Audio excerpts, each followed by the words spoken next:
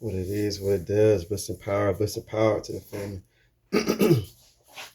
I wanted to record a video. It's been quite a minute. Let me sit down. It's been quite a little bit since I made a video, so I wanted to record some. Ordered some Hispanic, some Mexican food, and it was delicious.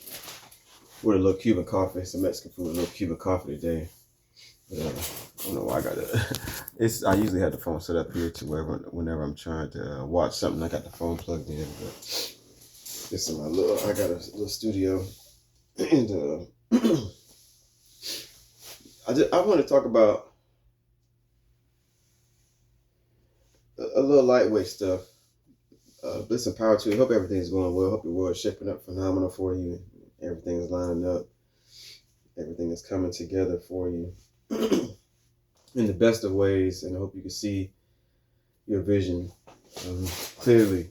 And if not, make sure you take moments throughout the day to do that. And that's essentially what I want to speak about today. If you don't know me, my name is Gangus Quan. They call me the Ankh Bishop. Filled with bliss. Have a golden heart. Christ being in the flesh. And creative genius. And one that's been a pillar of light and darkness for quite some time. By God's grace, that's how I'm used. So, and by darkness, I mean beingness that helps one discover the undiscovered in oneself in place like there, in the best of ways. Only to empower, only to instigate excellence and greatness within oneself. On a soul level, and may it materialize in that regard. So just recently there's been a lot of transitions, unfortunately, a lot of adjustments, and it's happening because it needs to happen. But one of those major ones was the brother David Wilcock, and that was really a deep situation because he was a teacher in my world.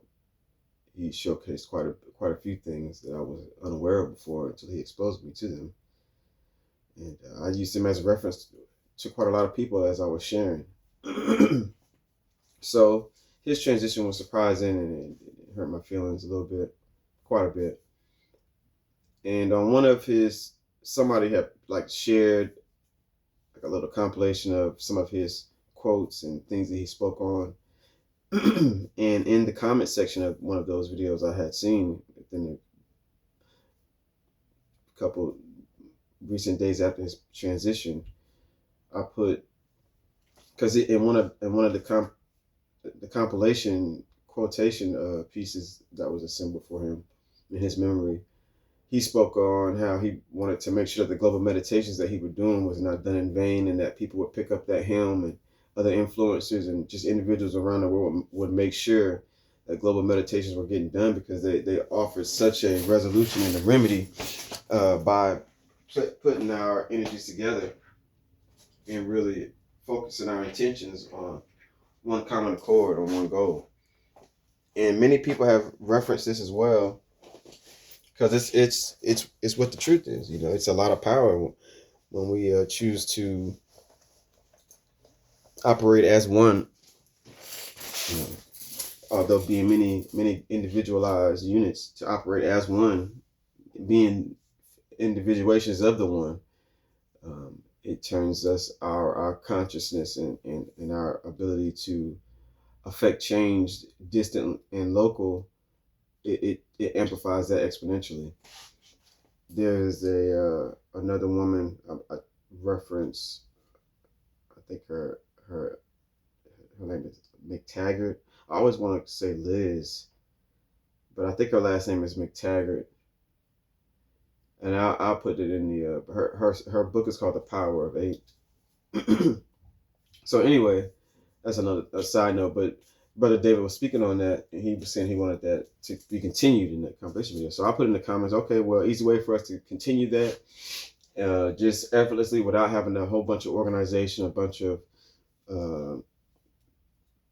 leaders and chiefs to be able to construct it. What we can do is internationally all throughout the world, wherever you are, at 9 o'clock a.m. and 9 o'clock p.m., we can take time to do a meditation on our own accord in our own time. And this way we're covering the meditation on every time zone and in every space. And I feel like it was a great idea.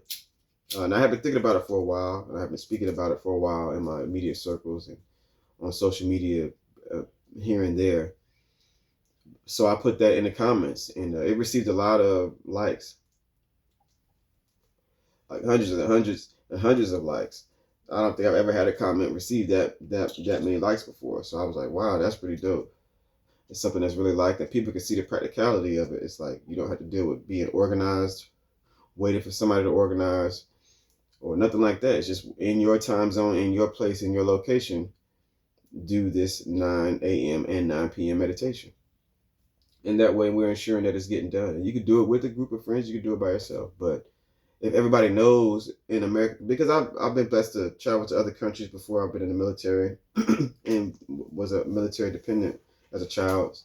But as an adult, when I was in the Marines and seeing other countries and seeing their cultures and their customs, I've noticed that it's even common knowledge that in certain countries there is a universal custom that takes place in that particular time. Like, for example, I've always heard about, like, in England, there's like a tea time. I don't know what that time is. I don't know if it's noon or whatever, but I've just always heard about there just being a universal tea time, and people know when that time is, and nothing is typically going to disrupt that time because that's what's going to happen. Tea time. In other countries, I've seen, like in Arabian countries and countries that practice the Muslim faith, the Islam faith, they have dedicated prayer times, and it's not even just the fact that they have dedicated prayer time. It's like the loudspeakers throughout the entire regions and areas will blare a horn, like to let everybody know, like no matter what you're doing, if you hear that horn, then you know what time it is. And if you drive down the roads, if you there isn't any driving down the road, or you'll see people pulled over in those time periods. Sometimes they'll be pulled over like in those time periods to pray, and everybody's on one accord in doing that because it's so important. So I think that's something that we need to implement in America. It's something that's long overdue. We have certain customs and traditions, but we really don't have many. But we need to start doing something, and it's only going to come from us. So I think that at 9 a.m. and 9 p.m., we all need to make sure that we do some sort of prayer, even if it's only for like a minute, And this is just a declaration of compassion and abundance and harmony within ourselves and in our environments, and projecting that love into as many spaces and in every space that we can, and we all, those of us that have the maturity to want to do something like this, we all do that. I think it'll make a big difference. It'll make some big adjustments in our world, and we'll be able to see those things and know that we are a part of those adjustments and those changes. So yeah, I don't want to make this too long. I just kind of wanted to share that, touch on that, but it's been something that's been placed in my heart. And I think when I know, especially after that overwhelming response from placing that comment under that thing, there's a lot of us on that type of time who are open to, who desire it. And so I'll just use this video to officially, declare and launch it as this is how we move and we operate from here on out in America. Those of us that are aware, and those of us that have the spiritual inclination to maneuver like this. Not everybody is of that maturity. People got things they need to do, things they want to do, whatever. Do those things, But we would appreciate it though.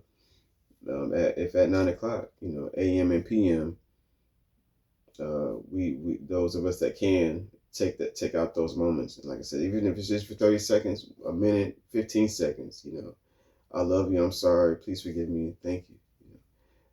It's whatever you want to say, whatever you want to do, but taking out those moments to do that, I think we're in a space and time where we can all be pretty clear that it would be advantageous for us to do something to maintain that mindfulness and just to recalibrate our mindfulness in our nation, and so it's up to us. Bliss and power, commit to the great. I'll talk with you soon.